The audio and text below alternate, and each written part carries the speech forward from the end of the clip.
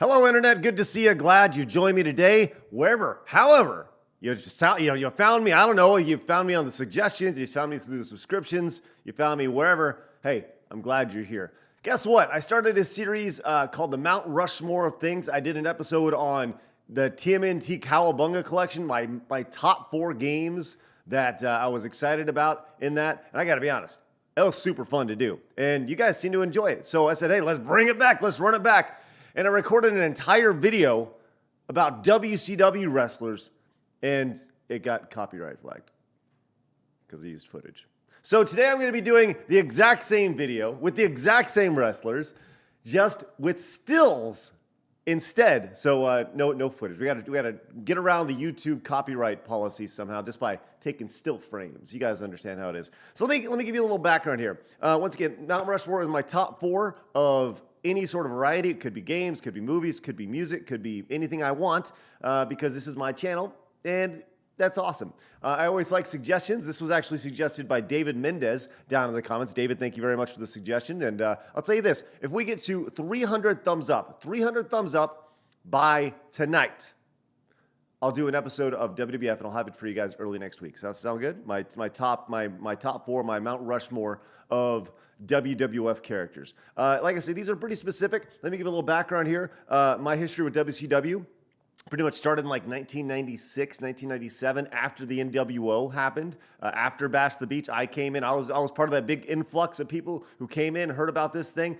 For me, WCW was like 96 to like 99, 2000, right? I kind of, like most people, I kind of carried on through the early 2000s before they were sold to WWF at the time. And I started watching when the basketball team I was on, the high school basketball team went on.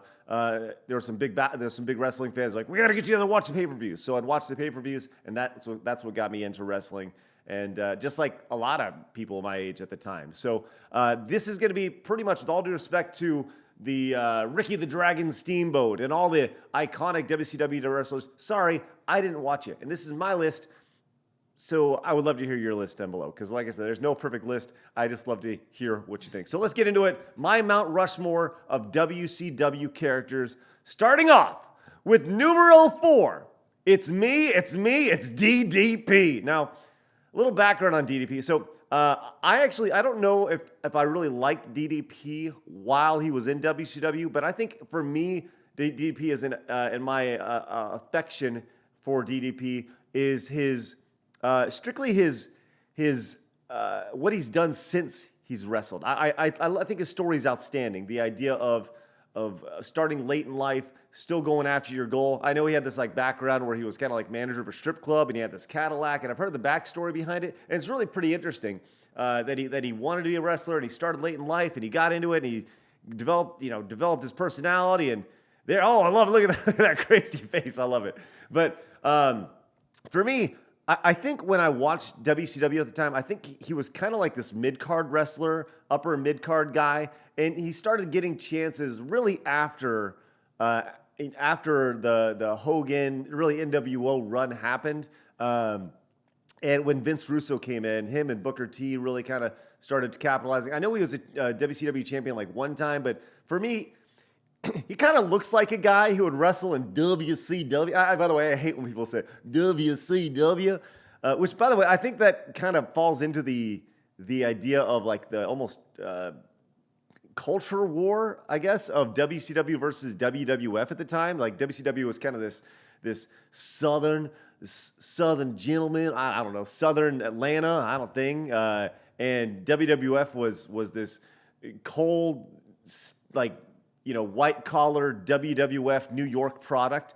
And I think there was definitely a different feel between the fans of WWF and WCW. But doesn't he look like a wrestler that would just be in WCW, like with the long hair?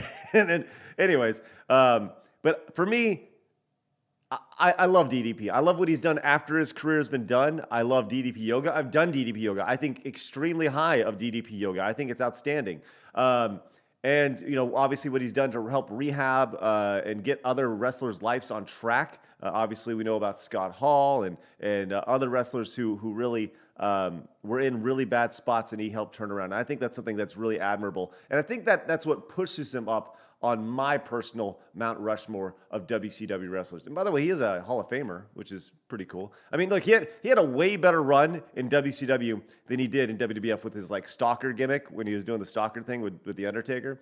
But yeah, I mean, I think it was really good. Okay, number 3 on my list. Like you can't talk about WCW without talking about Goldberg. Now this here is the Goldberg versus Hogan match taking place on Nitro, June 7th, 1998. Can you talk about the sheer excitement of watching Goldberg go down to the ring, make his way down? I remember this match almost to a T. Like, talk about the build to this match. You can talk about whether this match was a good idea or a bad idea, having it on free TV. But I'll tell you this, as a 17-year-old kid, a 16-year-old kid at the time. As a 16-year-old kid, man, this was the pinnacle. I remember doing a VHS recording of this, taking out, and I've talked about this before, but taking the VHS tape out, slapping a piece of duct tape on it. I don't even know what was on the VHS tape after I recorded over it, slapping a piece of duct tape over it, and just putting with a Sharpie marker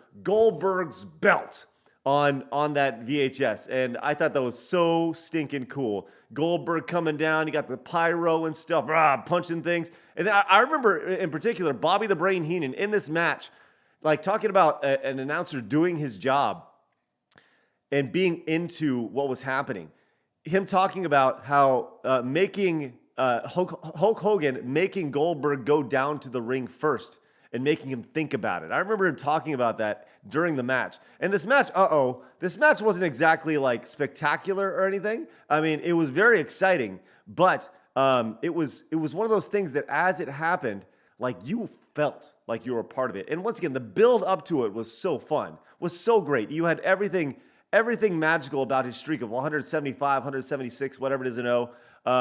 It was awesome to watch that build. And starting with Hugh Morris, Goldberg was WCW, was absolutely WCW. And this match in particular, man, like, do you remember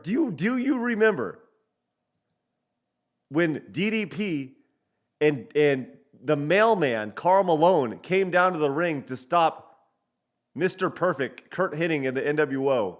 No, you don't. I don't know. Nobody remembers that. But everybody remembers Bobby the Brain Heenan screaming, "Do it! Do it! This is your career! Do it!"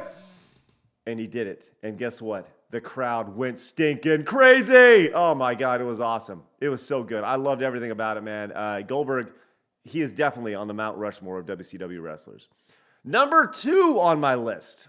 Okay, now this is, it is what it, like, I know some people are going to hate me for my list. I don't really care. It's my list. Number 2 on my list, Bing, Kevin Nash. Look, Kevin Nash, to me, dripped cool. This was his debut on WCW when he took the mic and he's like, "We're taking over," right? I thought Kevin Nash, like, just dripped suave, awesome guy I want to be like. His character, his, like, laissez-faire, like, I don't give a fuck attitude. That was so fun to watch. Him and Scott Hall, and we got to remember, everywhere that Scott Hall went was cool.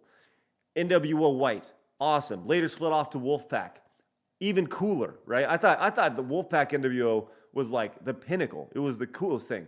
And then he brought Sting with them, and oh my God, and like the Wolfpack was the good NWO. And look, I, as a 16, 17-year-old kid watching wrestling at the time, I don't know about the backstage politics. The internet doesn't exist at the time, and as like it does now, where everybody knows everything about everything happening in wrestling.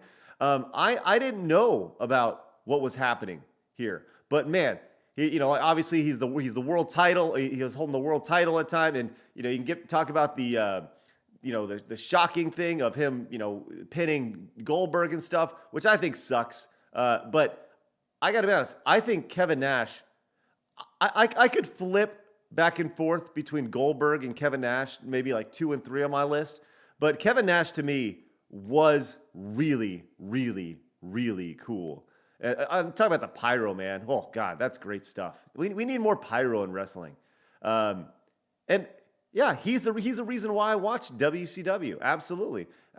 I think probably more than any other wrestler. He was really, really cool. I know I've said cool about 14 times and speaking to Kevin Nash, but isn't that what you want, right? Yeah, he was an asshole, but he was a cool asshole. He was our cool asshole. And he had the wolf pack and the two sweets and all that stuff. And yeah, he was like my age when he was doing it. And like, no, you should not be doing that when you're like 40 years old. But it worked. All right, number one, sorry, Ric Flair. With all due respect, I didn't watch WCW when Ric Flair was a major player in it. He was just kind of the crazy kookalook, guy taking off his pants and doing elbow drops and stuff. I didn't know enough about Ric Flair at the time. I've learned about his career since then. But number one, clearly, it's my man Sting. There he is. My man Sting. Hey, by the way, if you guys haven't seen the channel Wrestle Bios before, go watch Wrestle Bios. It is a really, really, really great channel. I'm actually going to use a little bit of footage here from them because they take screenshots. But him going through the Crow character, starting with the Surfer Boy gimmick, it was really a fun ride. And talking about being able to get over without saying a damn word. Sting, to me, we want to talk about cool. Sting was and is, till this day, cool. He's like in his 60s, still doing stinger splashes over at AEW. I think that's awesome. But, he started off as the Surfer Boy, made his way over, and I got to know him as Crow Sting. And then he eventually, doesn't say a word. Then he comes out, he's got the baseball bat. He's hitting people with the baseball bat, doing his thing. And then he eventually becomes Red Sting with the Wolfpack NWO, and the face paint still works, and it's fun, and it's exciting. He's a little more lighthearted, and he's talking on the microphone and stuff. And, I think for me, Sting, he had the last match in WCW was with Ric Flair on Nitro, on the real WCW. So for me, Sting, I think really that's what it comes down to, especially with the top three characters on this list, top three wrestlers. It just came down to them being cool. And I think DDP was more about like the respect I have for him a little bit during his career, but after his career in particular. So just to recap as we get to, because, why not? Goldberg, Sting, DDP, and Kevin Nash. And that's not the order I could put it in, but that's the order that I had it written down here. So I would love to hear your list of your top WCW wrestlers. I know that I missed a ton, obviously. I can only have 4 on a Mount Rushmore. And once again, if we hit 300 thumbs up before tomorrow, can we do it? I'll do one on WWF wrestlers, probably from the Attitude Era, probably during the same era, that late 90s, early 2000s era. And the thing I like about this show is that I can do it on pretty much anything I want, which is really, really fun. I can do it on Wrestling Stables or Nintendo shoot-em-ups or whatever. Everybody loves a list, and I love them too. So that's what I'm really excited about. Once again, let's get to 300, and then I'll do one on WWF wrestlers. That's not WWE, WWF, before we got the F out.